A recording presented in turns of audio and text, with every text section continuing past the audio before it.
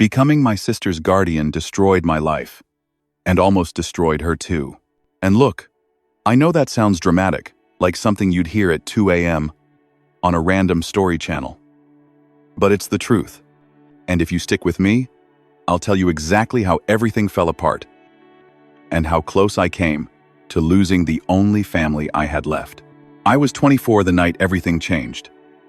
24, which is basically adult mode on paper only.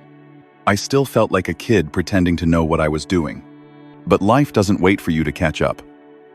Sometimes it grabs you by the collar and says, "Hey, congratulations. Here's a tragedy and a responsibility you're not ready for." My parents died in a car accident. A drunk driver hit them on the freeway. Just like that. They were gone before I even got to the hospital. And the craziest part? My first thought wasn't even about myself. It was about my sister, Mia. She was 14, that awful age when you feel everything too much and understand nothing at all. The age when you're half child, half adult, and fully confused. I remember sitting next to her in the hospital hallway, both of us numb. And she just kept whispering, "What happens now? What happens to us?" And I didn't know. I mean, let's be real. No one teaches you how to become a parent overnight. There's no, "Congratulations, young adult. Here's your very confused teenage sibling. Go figure it out." Handbook. But someone had to step up. And that someone ended up being me. A few days later, after meetings with social workers, a court hearing, and me Googling things like, "How much does a 14-year-old eat per week?" I officially became her legal guardian. Not brother, guardian. Two tiny words that felt like the heaviest weight I'd ever carried. At first, I told myself I could handle it. I worked full-time at a warehouse, barely scraping by. But I believed, honestly believed, that I could juggle everything.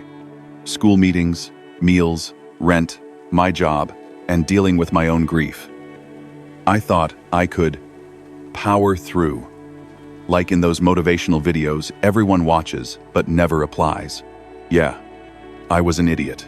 The people online don't tell you what it's actually like. They don't tell you that grief turns your brain into mashed potatoes. They don't tell you that being responsible for someone else's future is like being handed a live bomb with duct tape peeling off. They don't tell you that teenagers don't magically behave better when their world has fallen apart. Usually they break harder. And Mia, she started cracking in ways that scared me. At first, it was small. Missing homework, skipping meals, staying locked in her room for hours. Then it grew. She started failing classes, arguing with teachers, sneaking out at night. One evening, I got a call from her school counselor saying she'd been caught skipping class 3 days in a row and hanging out with kids who looked like they were auditioning for the future mugshot calendar. I left work early, which meant losing the day's pay, and when I got home, she was sitting on the couch like nothing happened. I asked her why she skipped. She shrugged like it was no big deal. I told her she needs school. She said, "For what? Everyone dies anyway." That broke me more than I can explain. See, when you're grieving, the world feels fake, like you've been unplugged from reality. But hearing your little sister say something like that, it's a different kind of pain. A pain that makes you feel like you're failing at the one job you didn't ask for, but had no choice but to accept. Things got worse fast. We started fighting almost daily. I was working overtime, losing sleep, ignoring my own mental health. And she, well, she was drowning too. Except her drowning looked like rebellion, while mine looked like exhaustion. One night she didn't come home. If you've never had a missing sibling, imagine the worst feeling you've ever had, then multiply it by 1,000, and set your heartbeat to the speed of a hummingbird. I called her friends. No answer. I called her school. Nothing. I drove around for 2 hours like a madman. It wasn't until 1:30 a.m. that a police officer called saying they found her sitting alone in a park miles away. When I got there, she looked at me like I was the problem, like I was the enemy. And I get it, she was mad at the world, mad at me, mad at our parents for dying, mad at herself for not knowing how to deal with it. But it still hurt. On the drive home, she didn't say a word. Not one. When we walked inside, she slammed her door so hard a picture frame fell off the wall. And I just sat on the floor, back against the wall, trying not to completely fall apart. I kept asking myself, am I ruining her life? Am I good enough for this? What if she needs someone better than me? Because the truth is, I wasn't some perfect big brother. I was just a stressed 24-year-old who used frozen dinners as meal prep and barely remembered to switch laundry to the dryer. I had no business raising a teenager. And yet, there I was. Only option. Last line of defense. People always talk about family sticking together, but no one talks about how messy it really is. How ugly, how confusing, how easily love can get buried under fear and frustration. A few weeks after the park incident, a social worker visited us for a standard welfare check. And let me tell you, nothing makes you feel like a criminal faster than someone walking through your home with a clipboard, silently judging your furniture. She asked Mia questions about school, routines, safety, mental health. And Mia, who had barely spoken to me in days, suddenly turned into a poet. She said she didn't feel safe. She said life at home was unstable. She said I was angry all the time, which wasn't a lie, but hearing it out loud destroyed me. After the visit, the social worker pulled me aside and said, if things don't improve, we may need to reevaluate guardianship. Reevaluate, as in, take her away. I don't remember what I said back. My ears were ringing, my vision blurred. Because the idea of losing her, the only person I had left, felt worse than losing my parents. And that's when the fear really kicked in. That's when the pressure climbed to a level I didn't know existed. That's when everything inside me started to crack, slowly, painfully, like ice under too much weight. That's where the real story begins. I wish I could tell you that the threat of losing Mia magically turned me into super guardian, the kind of guy who wakes up at 5 a.m. to make smoothies and pack lunches with inspirational notes inside. Yeah, no. Real life isn't a movie montage. Instead, everything just got harder. I started waking up every morning with this huge knot in my stomach, like someone had tied all my fears into a giant ball and shoved it under my ribs. I'd lie there, staring at the ceiling, thinking, if I mess up today, she could be gone tomorrow. Try going through your day with that hanging over your head. Try doing your job. Try paying bills. Try breathing normally. And at the same time, try parenting a teenager who is actively running away from everything, including you. Mia started staying out later. She stopped doing homework. She barely spoke. Even when I tried being gentle, patient, calm, she shut me out. And I get it. She was hurting. Her whole world had exploded. But I was hurting too. And I didn't know how to show it without looking weak or selfish. One night, after another long shift, I came home to find the apartment dark. I checked her room empty. Checked the bathroom empty. The front door was unlocked. That unlocked door hit me like a punch, because my parents always said the same thing. An unlocked door is an open invitation to trouble. I grabbed my keys and ran out again. This became a routine I never asked for. Me driving around the city, checking parks, bus stops, corner stores, anywhere teenagers might gather after hours. I felt like I was chasing a ghost. I found her 2 hours later at some abandoned skate spot behind a grocery store. She was sitting on the ground with a group of kids who looked like they'd never heard of consequences. One of them had a vape. Another had a lighter. He kept flicking, like he was practicing arson. When Mia saw me, her face twisted in annoyance. Not guilt, not fear, just annoyance. Like I was embarrassing her.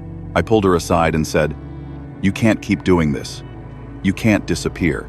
She rolled her eyes so hard I swear she almost saw her own brain. "I'm not a baby," she snapped. "Yeah? Then stop acting like one," I said. She froze. I froze. I didn't mean for it to come out like that. But it did. And that's when she yelled, "You're not Dad. Stop pretending you know what you're doing."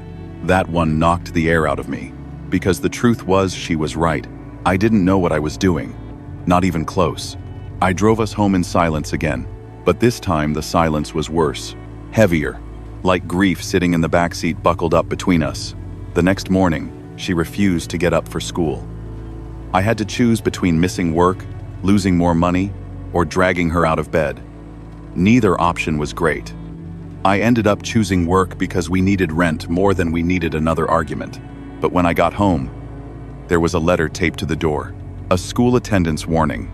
It said that if Mia missed any more days, they'd report it to the state, as in truancy officers, court hearings, welfare checks, everything we did not need.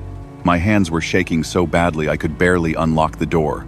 Inside, the place was a mess. Not dirty, just chaotic. Clothes everywhere, food wrappers, an overturned chair, and in the middle of it all, Mia was sitting on the floor staring at the wall like she wasn't even in her own body. I sat down next to her and said quietly, "Talk to me." But she didn't. She didn't even blink. I swear that moment scared me more than anything else, so far more than the fights, the disappearing, the late nights, because she looked hollow, like the spark inside her was just gone. That night I Googled therapists, grief support groups, crisis hotlines, and that's when reality punched me again. Therapy costs money. We barely had enough for groceries. Some places had sliding scales, but even the lowest fees felt like luxury we couldn't afford. Still, I called around until I found a community center offering free sessions for minors dealing with trauma. But the catch? The waiting list was 3 months. 3 months. Like telling someone drowning, "Sure, we'll send the lifeguard," in a season. There were nights when I'd stand in front of the bathroom mirror, gripping the sink so hard my knuckles turned white, and I'd whisper, "You have to hold it together. For her. For her. For her." But the cracks kept spreading. Bills started piling up. I started picking up extra shifts, which meant I wasn't home as much, which meant Mia had more freedom to slip away, which meant more calls from school, more warnings, more pressure. One day, a teacher left a voicemail saying Mia had been hanging out with an older kid known for bad decisions. They didn't say what kind. They didn't have to. Mia. Bad. Bad. That night, I confronted her again. And it turned into the worst argument yet. She said I didn't understand her. I told her she didn't understand what responsibilities were. She said she wished she lived with anyone else. I said I was doing my best. She said my best sucked. And then she said something I'll never forget. Maybe they died because they were tired of us. It felt like the world just split open. She didn't mean it. Not really. But grief has a way of twisting people into versions of themselves they don't recognize. She ran into her room and slammed the door. I collapsed onto the couch and cried full-on ugly crying. The kind you can't control. The kind that leaves you shaking. I felt like I was losing her. Like every day she slipped further away from me. Like sand through fingers. And then came the night that changed everything. I came home late again, shifts kept getting longer, and the apartment was dark. Her shoes weren't by the door. Her backpack was gone. Her room was empty. This time, something felt different. Worse, like there was no trail to follow. I texted. I called. I checked her usual spots. Nothing. Hours went by. I stopped thinking logically. I stopped breathing normally. Every horrible possibility crashed through my mind. The dangerous older kid she'd been hanging with, the arguments, the pain she was carrying. By 3 a.m., I broke. I walked into the police station and filed a missing person report.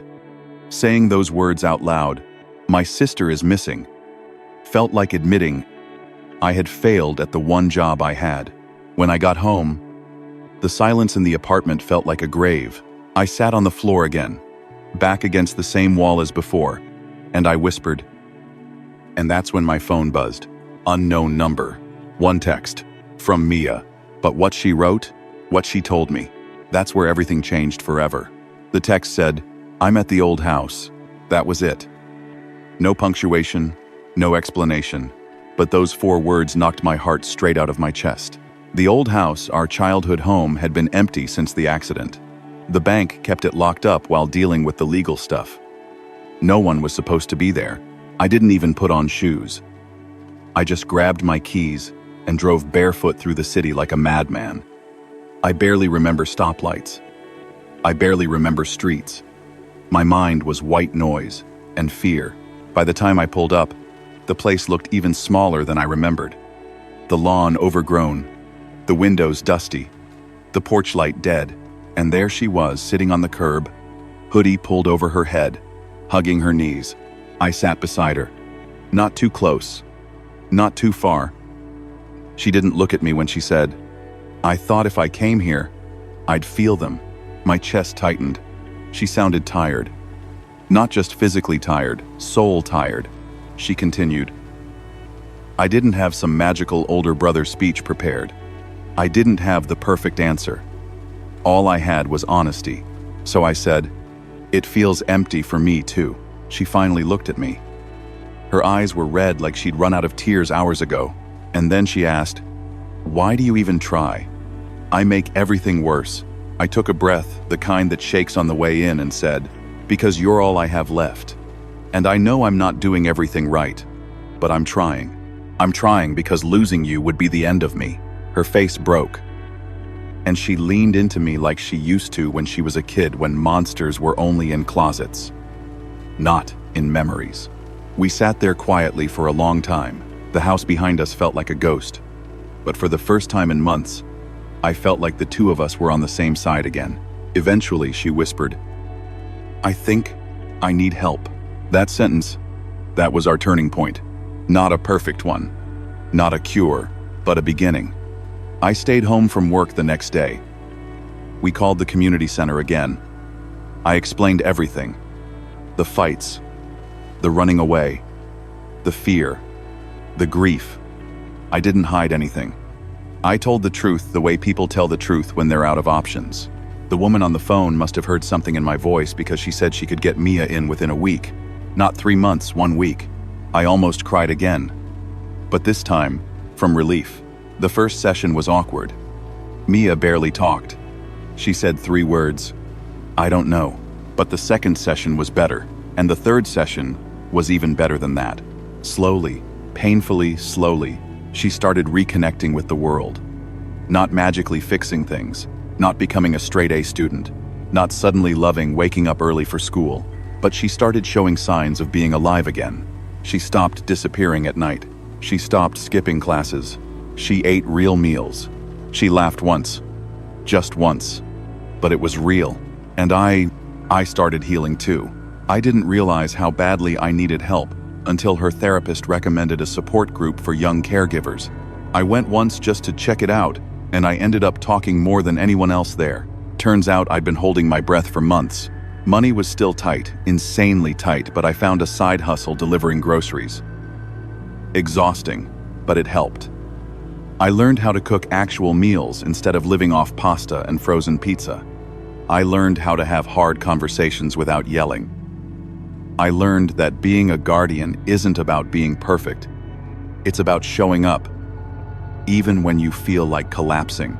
Mia and I rebuilt ourselves one day at a time, but the biggest moment came out of nowhere. It was a Saturday morning. I was making pancakes, which were coming out in weird, lopsided shapes that looked like confused animals. And she walked into the kitchen, sat at the table and said, "Thanks for not giving up on me." I froze with the spatula in the air because she'd never said anything like that before. I turned around, trying not to cry into the batter, and said, "Thanks for not giving up on me either." She smirked. "Your pancakes look like roadkill. Eat them anyway," I said. And she did. That morning felt like the closest thing to peace we'd had in a long time. Look, I'm not gonna sit here and pretend our life suddenly turned into some perfect Instagram story. We still argue. We still stress about money. We still get reminders of what we lost. But we're here. We're trying. We're healing slowly, imperfectly, but honestly. If you're watching this and you're carrying the weight of someone else's life on your shoulders, maybe a sibling, maybe a parent, maybe a friend, I just want you to hear one thing.